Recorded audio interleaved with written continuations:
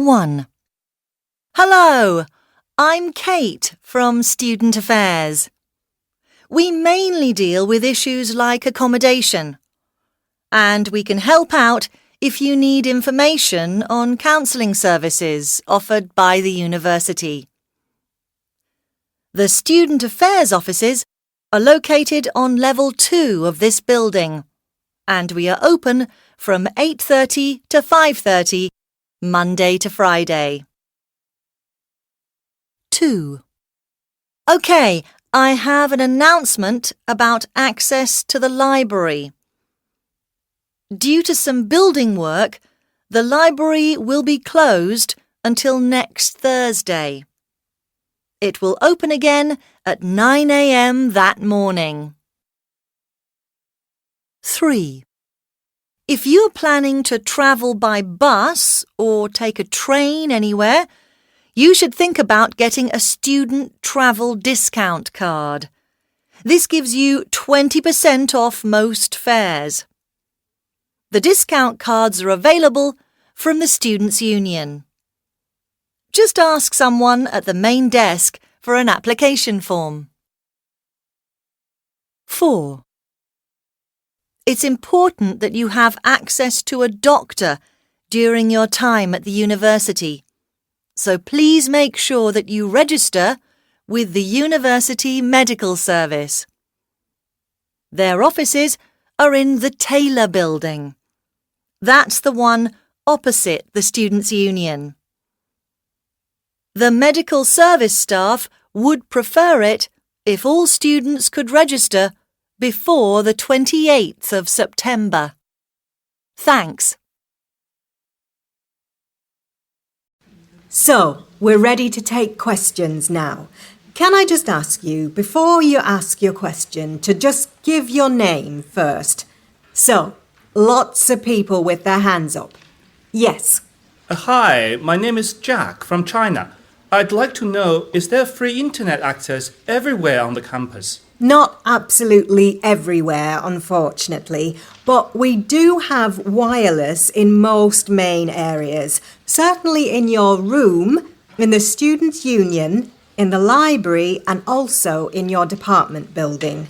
But you will need a separate password for that. Okay. Where can I get more information about that? You need to ask your tutor or the administrator for your department. Yes, at the back. Hi, my name is Bogdan from Bulgaria. How do I take books out of the library? Can you borrow them? I mean, like in a normal library? What subject are you studying? I'm studying biochemistry. Okay. Well, as far as the main library is concerned, you can borrow up to 10 books on your card. And journals? No, you can't take journals out of the library. They're mostly online. But your department also has books and journals, and you can arrange to borrow those for short periods. Any more questions? Yes, my name is Frederick. What time's the last bus from town? About 11 p.m. What happens if you miss it? Well, there are city night buses which run all night. And is the university bus free, or do you have to pay? Yes, it's free if you have a student bus pass. How do I get one of those? You need to get a form from the Students' Union and fill it in.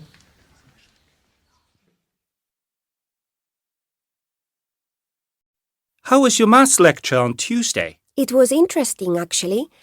We looked at cryptography. It was about how ciphers are made and some of their uses. Ciphers? Yeah. A cipher is another word for a code. You mean like computer code? HTML, that kind of thing? No, not exactly. It was about the history of code making. Codes that people have used to send information to each other in letters, or codes for government documents. We looked at pretty much everything, from substitution ciphers to more complex codes. Right. What's a substitution cipher? A substitution cipher is when you replace the original letters in a message with other characters. Like using Z to mean A, that kind of thing. Yes, that's right. But most codes aren't quite that simple, because each substitution cipher can use more than one key. I don't get that. Can you explain what a key is? Okay, well, the key is the component which tells you the operation to perform to create the code, like moving a letter a certain number of places. Oh, right. So I guess if you use one substitution cipher, then that might make Z mean A, but like another cipher could make Z mean E. Yes, exactly. The thing is that without a crib, it's almost impossible to break a code that uses a lot of keys. A crib is a type of answer key that tells you how to convert the ciphertext into a message that can be understood. Sorry, what does ciphertext mean? Ciphertext means the coded message, whatever you wanted to keep secret in the first place. Okay, interesting stuff. Did they recommend any books on it? 1, Yes, you mentioned drugs, but there was a word which I didn't catch.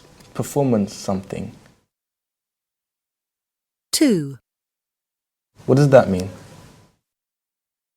3, I'm not sure I understood what you said about gamesmanship. Do some people believe this is a good approach? 4, Could you just repeat the part about fairness? 5, And referees and officials are the same thing, is that right? My field of study is environmental science. A very important concept in this field is sustainability. What is sustainability? Well, it's the idea that you use resources in a way which meets your needs today, but also your needs tomorrow. What does that mean? Well, for example, it means that if you cut down a tree for wood today, then you should plant another tree for your wood in the future. Sustainability is a very important concept in environmental science and in economics because resources are limited and the world population is growing. So, are there any questions?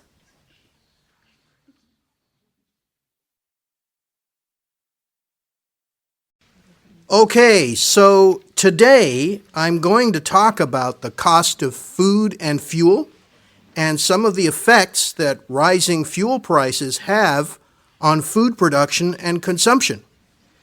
Let's look first at some historical background. This chart compares the relationship between oil prices and the price of food. You will notice that the two trends are similar, especially when we look at sharp increases during times of oil shortage.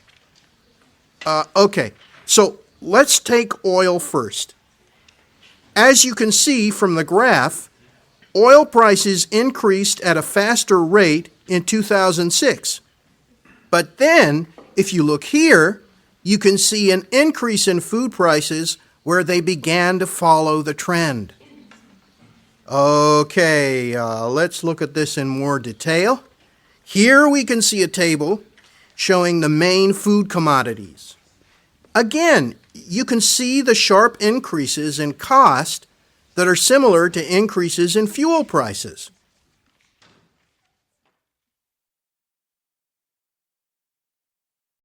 So now that you've had some time to think about yesterday's lecture, it would be useful to just recap on some of the key ideas.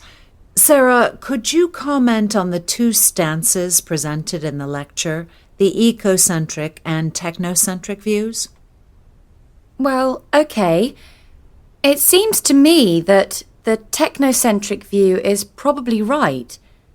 We're always being told that technology can have a positive effect on environmental needs. For example, 40 years ago, people thought that we couldn't grow enough food to support the global population. But in fact, with new farming methods, we've increased food production. Yeah, I agree with that. I think that we're going to see a lot more use of technology to deal with the environment, to solve issues like climate change by capturing carbon. And we'll get better at using technology to find new ways of doing things, like getting more minerals out of the earth by deep water drilling. That's just an example. But I mean, now we can get oil out of places like the Arctic that were impossible to reach even 20 years ago. Yes, but there's a limit to the Earth's resources. That's what the ecocentrics are saying. I would argue that you have to balance economic growth with the use of resources. We can't just go on using the same amount of oil and gas. It's not sustainable. There have to be controls.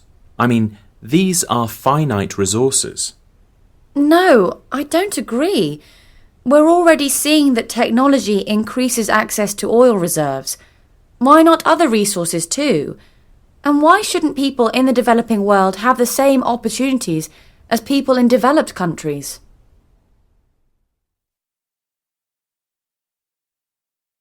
One. The aim of the study was to examine the different properties of precious metals, for example, silver and gold.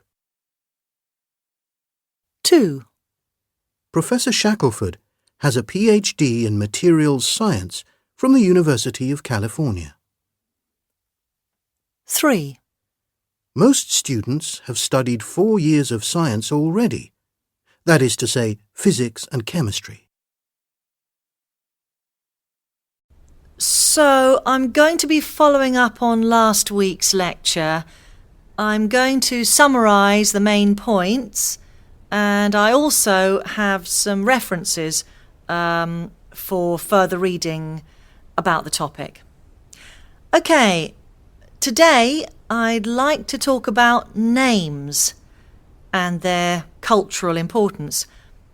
I'm going to explain briefly the significance of personal names, and then I want to focus on surnames and their historical role. As we heard in the lecture, in the past, surnames usually told you one of 4 things about the person. Number 1, what tribe or family group a person belonged to. Number 2, where they came from. 3, what their father's name was. Or finally, what job they did. Okay, so after discussing examples of these names in Scottish culture, I'd like to talk a little bit about the importance of bynames. Now, bynames are names taken by people in some parts of rural Scotland where there are so few traditional surnames that a large number of people are called the same thing. For legal reasons, and to make it less confusing, many people are given an official name and an unofficial name. So the listener can understand which person called, for example, John Sutherland. They know which John Sutherland is being referred to.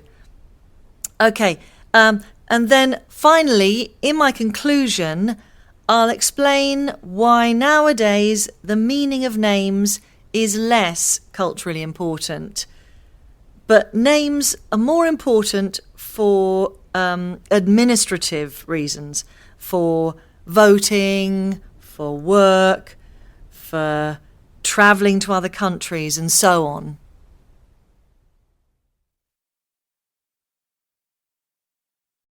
One. Synesthesia attracts a lot of interest because scientists believe that understanding why it occurs could help us to understand how our brains process sensory stimuli. 2. Most synesthetes find these associations pleasant rather than unpleasant. Therefore, synesthesia is not considered to be an illness. 3. Is synesthesia due to a physical difference, or do people become synesthetic because of environmental factors? 4. However, there are others who believe synesthetes make these unusual associations owing to a physical difference in their brain structure. 5. The suggestion is that their brains are cross-wired, so that when they receive a signal, more than one part of the brain is activated. Okay, I'd like to follow up Wednesday's lecture on synesthesia and its probable causes. I want to expand on some of the ideas that were discussed and also touch on your reading from last week so we can explore some of the practical applications of neurobiological study. Okay? Sound good? Right. Before we start, are there any questions? Yes, in the lecture Dr. Ellis said that synesthesia was a pleasant condition, but I'm not sure why people think that. Surely it must be very confusing and quite annoying sometimes. Well, I think in some cases it might be, but from most of the case studies and extensive evidence from interviews and questionnaires, it seems that the majority of synesthetes actually find their condition a positive thing. And also, I didn't understand if people can have more than one type of synesthesia at a time. I mean, can more than two senses be mixed up? Not usually, no, but there are many different kinds of two-sense synesthesia. Can you tell us what the most common types are? Well, the most common variant is what is called grapheme colour synesthesia. This is where people see letters or numbers in particular colours. Because we already know quite a lot about the visual system and its neurological effects, grapheme colour is certainly the most studied form of synesthesia. Does anyone know why that's more common than other types? Is there a reason? Good question. It could be that the grapheme colour is just the most reported form, but there are some studies which suggest that it's because of other factors which affect. My presentation is about narcolepsy. Narcolepsy is a condition which affects the brain's ability to control the normal sleep-wake cycle. Narcolepsy affects 1 in every 200 people, so it's a relatively rare sleep disorder. It can affect people of all age groups. People with narcolepsy, narcoleptics, are unable to sleep properly at night and they tend to fall asleep during the day. The key symptom of narcolepsy is called ES, or excessive sleepiness. Narcolepsy is a big problem for sufferers because interrupted sleep causes tiredness, problems with concentration, and it can cause hallucinations, where people think they're seeing things which aren't there. These hallucinations usually happen in the transition between sleeping and waking. The exact causes of narcolepsy aren't known, but it may be due to a chemical imbalance in the body. My presentation is about narcolepsy. Narcolepsy is a condition which affects the brain's ability to control the normal sleep-wake cycle.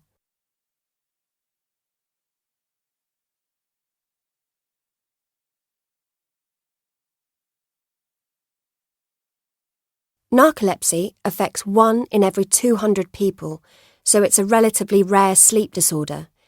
It can affect people of all age groups.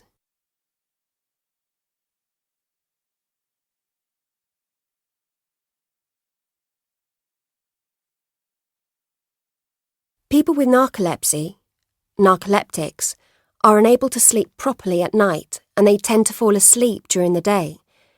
The key symptom of narcolepsy is called ES, or excessive sleepiness.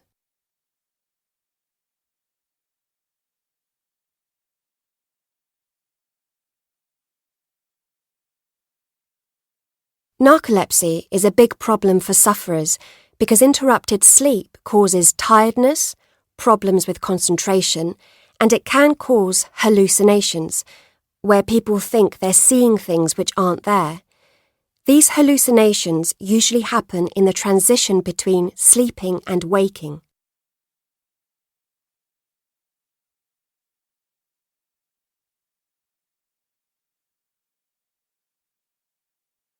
The exact causes of narcolepsy aren't known, but it may be due to a chemical imbalance in the body. So that completes my summary of last week's lecture on responsible tourism. Does anyone have any questions or need anything to be clarified? Elena, you have a question? Yeah, there are a few things that came up that I'd like your view on. At the end of what you were saying, you said that an important argument for responsible tourism was because it was the best way to get closer to other cultures. I understand why you say that, but actually I don't agree with the premise of your argument. Because I don't think most people travel to learn about other cultures. They travel to sit on a beach or relax by a swimming pool. There is some truth in that, yes. But even people who go on beach holidays can be responsible tourists. You can be a responsible tourist and still enjoy yourself, I think. Carsten.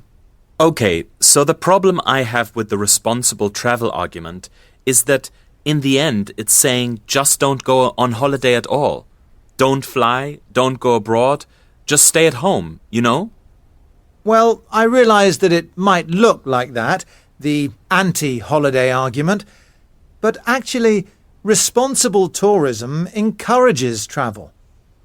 Although you could argue that it just has to be the right kind of travel. Going on holiday in your own country is one kind of responsible tourism, but it's not the only kind. Okay, yes, I see what you're saying, although I'm not convinced.